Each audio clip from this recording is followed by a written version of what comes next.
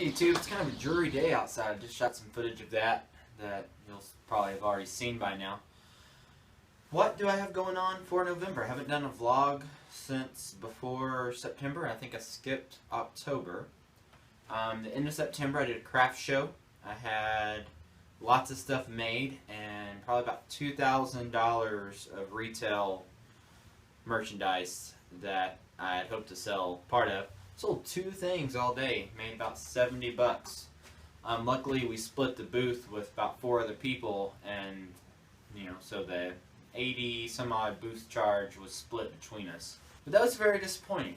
However, from that I've got a couple of custom orders in, things like that. So I wrote an article about the first craft show experience on my website, so you can check that out. I'll put a link below right here.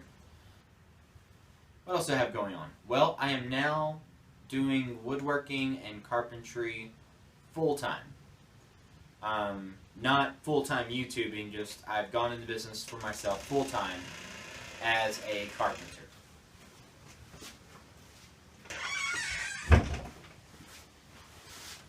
So now that I'm full-time as a carpenter, and I'm doing some remodels, drywalling, mostly painting, it seems like that's going to change the nature of my channel a little bit. My next few videos are going to be of things I'm doing to help my workflow. You've probably seen my shop and how it's modular. I did a video on how I've been setting up a modular shop, and kind of the idea behind that is I was wanting to take this step of going to a full-time carpentry worker, small business owner.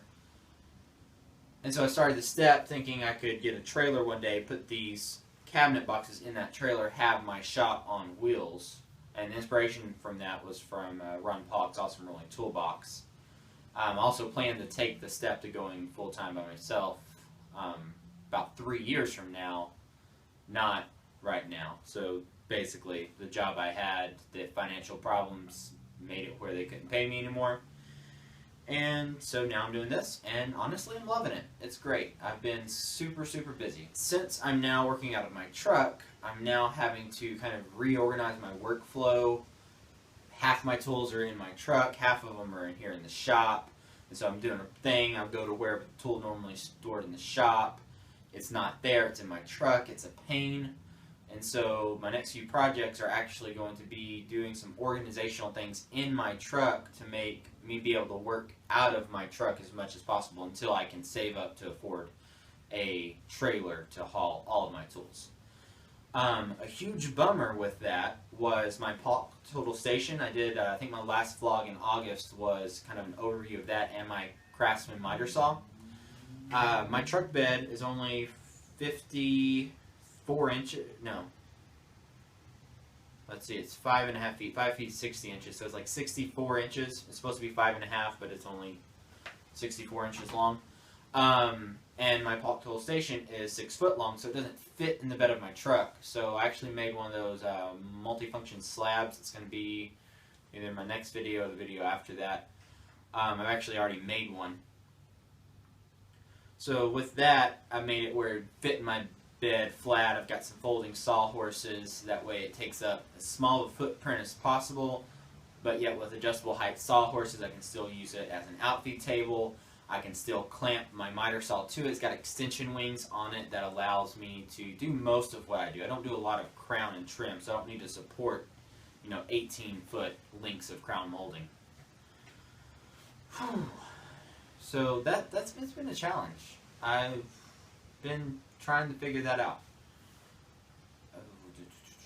As far as videos, it's going to change what I do as videos. I'm still doing some woodworking projects because that's really what I like to do the most. I'm going to be making a small shelf for a massage therapist to hold towels and steam towels and oils and things like that. I'm going to, what other furniture things do I have coming down the pipe? I don't know. I've got a few other furniture things that I'm still going to do. It's too hard to film what I do on a job site, and it's, you're paying, these people are paying you, and it's, why are you wasting your time setting up a camera to shoot when you need to be working on my house so I can sell it next month. But I am taking a lot of pictures. I might do just a couple of slideshows of the houses I'm painting right now. I'm fixing to start a whole office suite. It's about a 900 foot office suite in a like 10,000 square foot warehouse for the local air conditioner guy. He's already got it framed out. He just doesn't have time to do it himself. So now that's going to be my next job, and it's good contact. The next thing I want to talk to you about is my interview on Work Strong America. Rick Sigmund is the host of that podcast. His focus is really just talking up skilled trades, so electricians, plumbers, mechanics, contractors, carpenters, drywall guys, painters, those kind of guys, and kind of focusing on that as a viable career option for people coming out of high school, so you don't go into huge amounts of college debt for a subpar job. You can become, your own boss, own your own small business, make fairly good money. I did an interview with him that came out last week, and that interview was really cool. He's interviewed lots of cool guys from blanking out on a lot of the guys he's interviewed. He's been a carpenter and contractor for, I think, 20 some odd years. So he knows the trade, he knows the business aspect of it, and subscribe to that podcast. You'll really learn a lot from him. And he's also starting to do a business basics course that's coming out in a few weeks. It's just going to be, well, the thing is, a lot of us YouTubers who you make things and you're good at making things, right? Most carpenters, you get good at your crafts because it's not hard. You just have to have the attention for detail and see and visualize what you're doing. So that part's really not hard. However, when it gets to the business aspect of it, on how do you mark up for materials, how do you bid a job, how do you pay your tax, or how do you figure your taxes, which are awful. Don't just anyway.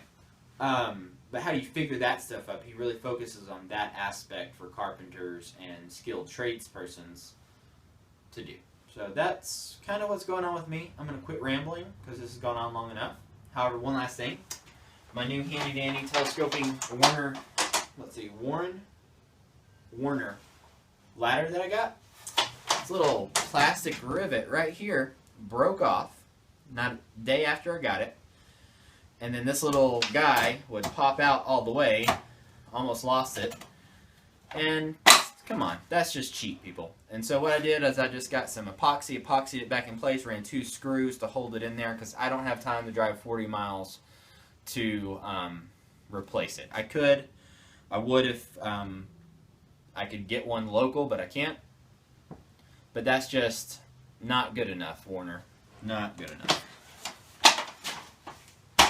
Alright guys, have a happy Thanksgiving. I'm looking forward to seeing my family. Hope you get to see yours. God bless. See you later.